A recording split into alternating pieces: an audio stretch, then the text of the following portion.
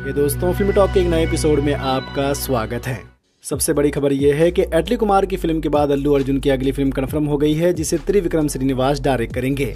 त्रिविक्रम अल्लू अर्जुन के लिए काफी टाइम से एक फिल्म की प्लानिंग कर रहे थे, लेकिन पुष्पा और एटली कुमार की फिल्म की वजह से उस फिल्म को होल्ड कर दिया गया था। लेकिन अब ये फिल्म कंफर्म हो गई है, जिसकी अनाउंसमेंट संक्रांति के मौके पर हो सकती है और उस फिल्म की शूटिंग फरवरी के एंड तक स्टार्ट होगी। कहा जा रहा है कि एक माइथोलॉजिकल फिल्म होगी जो भगवान कार्तिक की कहानी पर आधारित होगी, जिसे मॉडर्न वीएफएक्स और ग्रैंड विजुअल के साथ शूट किया जाएगा। फिल्म का बजट 1000 करोड़ के आसपास होगा, क्योंकि इसे सिर्फ इंडिया ही नहीं बल्कि ग्लोबल ऑडियंस को ध्यान में रखकर बनाया जाएगा। अभी अल्लू अर्जुन एटली कुमार की फिल्म को शूट कर रहे हैं, जो कि 2026 के शुरू में कंप्लीट हो जाएगी। वहीं डायरेक्टर त्रिविक्रम भी वेंकटेश की फिल्म को डायरेक्ट कर रहे हैं और वो फिल्म भी 2026 के शुरू में कंप्लीट हो जाएगी। तो अगर सब कुछ सही रहा तो अल्लू अर्जुन और त्रिविक्रम की फिल्म की शूटिंग फरवरी के एंड तक स्टार्ट होगी।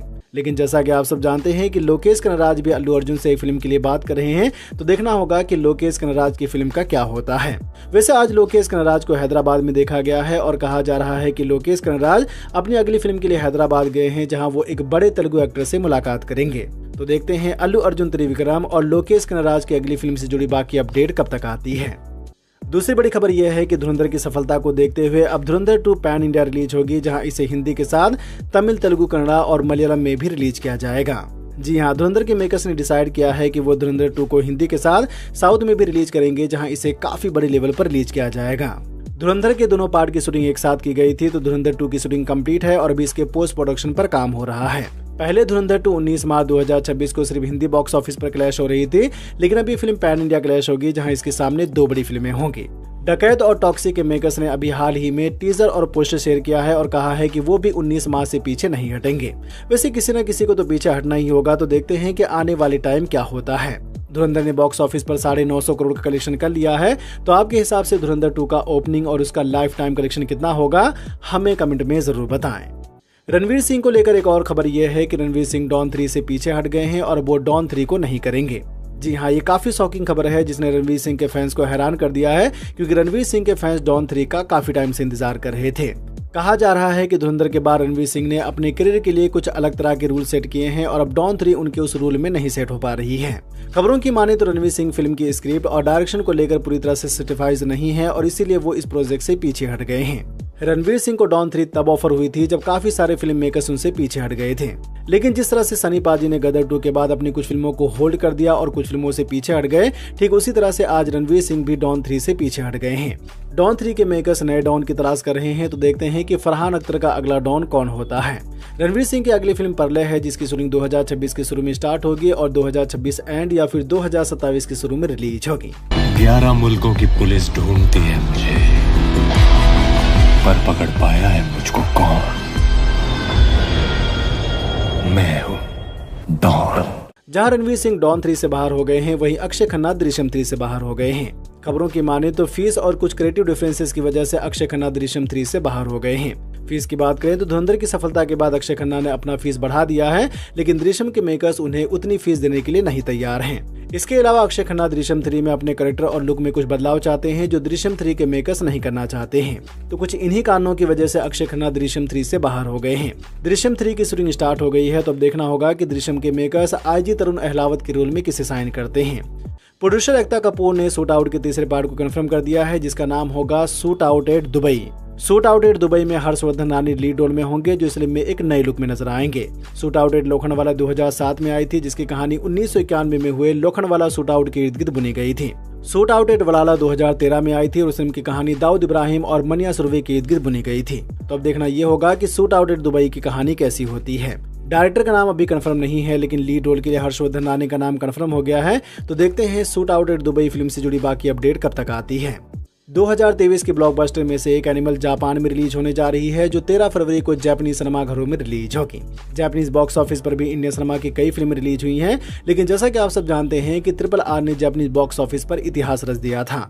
RRR ने तमिल बॉक्स ऑफिस पर करीब 80 करोड़ कलेक्शन किया था, वहीं जापानीज बॉक्स ऑफिस पर 130 करोड़ से ज्यादा कमाई की थी। RRR के बाद जवान, सालार, देवरा और कल्कि भी जापान में रिलीज हुई थी, लेकिन ये फिल्में उतना कलेक्शन नहीं कर पाई थी। अब एनिमल जापान में रिलीज होने जा रही है, तो देखना होगा कि रणबीर कपूर की ये फिल्म जापानीज बॉक्स ऑफिस पर कैसी जाती है। पापा, ये तो शुरुआत है, बहुत काम बाकी है पापा। उसको मिलना है, मारना है। आप निराश मत होना पापा। थलपति विजय के जननायकन का हिंदी टाइटल चेंज हो गया है और इस फिल्म का नाम होगा जननेता। यहाँ पर जननेता के मेकर्स ने एक पोस्टर शेयर किया है जिसमें हम थलपति विजय और बॉबी देओल को आमने सामने देख सकते हैं। जैसा कि आप सब जानते हैं कि यह थलपति विजय की आखिरी फिल्म है, तो इस फिल्म को हिंदी बॉक्स ऑफिस पर भी काफी बड़े लेवल पर रिलीज किया जाएगा। विजय की पिछली film the greatest of all time ने हिंदी बॉक्स ऑफिस पर 16.5 करोड़ कलेक्शन किया था, लियो ने 30 करोड़ कलेक्शन किया था और वरिसु ने करीब 10 करोड़ कलेक्शन किया था। जननेता विजय की आखिरी फिल्म है, तो देखते हैं कि ये फिल्म हिंदी बॉक्स ऑफिस पर कैसी जाती है। एक और बड़ी खबर यह है कि रश्मिका मंदाना की मच अवेटेड मैसा का टीजर आ गया है, जिसमें रश्मिका मंदाना का लुक और उनका कैरेक्टर देखने ही लायक है। यहाँ पर रश्मिका मंदाना खून से लथपथ लोगों के सामने खड़ी है और लोग उसे मानने के लिए आगे बढ़ रहे हैं। मैसा का टीजर और उसमें रश्मिका मंदाना के लुक को देखकर कह सकते हैं कि ये रश्मिका मंदाना की करियर का सबसे खतरनाक कैरेक्टर होगा। टीजर में एक माँ और बेटी के बारे में बताया गया है, तो इस फिल्म की कहानी एक माँ और बेटी के इर्द गिर्द घूमती हुई नजर आएगी। तो रश्मिका मंदाना को हथकड़ी क्यों लगी है और लोग उसे क्यों मानना चाहते हैं, तो ये हमें फिल्म देखने के बाद पता चलेगा। टीजर काफी पावरफुल है, तो देखते हैं कि मैसा फिल्म की कहानी कैसी होती है। मैसा 2026 के शुरू में ही रिलीज होगी। आखिर में मौत खुद मर गई पर मार नहीं सकी उसको। जानते हैं हमारी बिटिया कौन है? एवेंजर्स डूम्सडे का पहला टीजर आ गया है, जिसमें क्रिस एवंस यानी कि स्टीव रॉजर को दिखाया गया है और कहा गया है कि स्टीव रॉजर एवेंजर्स डूम्सडे में वापस आ रहे हैं। एंड गेम के बाद हर कोई जानना चाहता था कि क्या स्टीव रॉजर का कैरेक्टर वापस आएगा, तो जी हाँ, स्टीव रॉजर भी एवेंजर्स डूम्सडे के लीड कैरेक्टर में से एक होंगे। लेकिन जैसा कि एमसीयू के हर कैरेक्टर के पीछे कोई ना कोई सवाल होता है, तो यहाँ पर भी लोग जानना चाहते हैं कि आखिर स्टीव रॉजर का कैरेक्टर वापस कैसे आएगा। एंड गेम के एंड में हमने देखा था कि स्टीव रॉजर्स पेगी कार्टर के साथ अपनी खोई हुई जिंदगी को जीने के लिए पास्ट में चला जाता है। यहाँ पर डूम्सडे के टीजर में हमें वही घर दिखाया गया है जो एंड गेम के एंड में दिखाया गया था। टीजर में ज्यादा कुछ नहीं दिखाया गया है, तो इंतजार करते हैं इसके ऑफिशियल टीजर का और देखते हैं कि डूम्सडे का ऑफिशियल टीजर कैसा होता है। डूम्सडे 18 दिसंबर 2026 को रिलीज होगी। पिछले कुछ दिनों से ड्यून 3 के पोस्टपोन की खबर काफी सुर्खियों में थी, तो इस पर वार्नर ब्रदर्स ने कहा है कि ड्यून 3 बिल्कुल भी पोस्टपोन नहीं होगी और ये फिल्म भी 18 दिसंबर 2026 को ही रिलीज होगी। पर मेरे हिसाब से दोनों फिल्में एक साथ नहीं आएंगी, तो देखना होगा कि इन दोनों फिल्मों में से कौन सी फिल्म पोस्टपोन होती है। एवेंजर्स डूम्सडे की हाइप काफी ज्यादा है, तो देखते हैं आगे क्या होता है। बाहुबली की combined film Baahubali the epic की ओटीटी रिलीज डेट कंफर्म हो गई है। बाहुबली द एपिक 31 अक्टूबर को रिलीज हुई थी, जो बॉक्स ऑफिस पर ठीक ठाक गई थी। तो अब ये फिल्म नेटफ्लिक्स पर आने वाली है, जिसे आप कल 25 दिसंबर से नेटफ्लिक्स पर देख सकते हैं। स्ट्रेंजर थिंग्स सीजन 5 के 3 और एपिसोड कल 25 दिसंबर को नेटफ्लिक्स पर आ जाएंगे, जिसे आप नेटफ्लिक्स पर हिंदी में भी देख सकते हैं।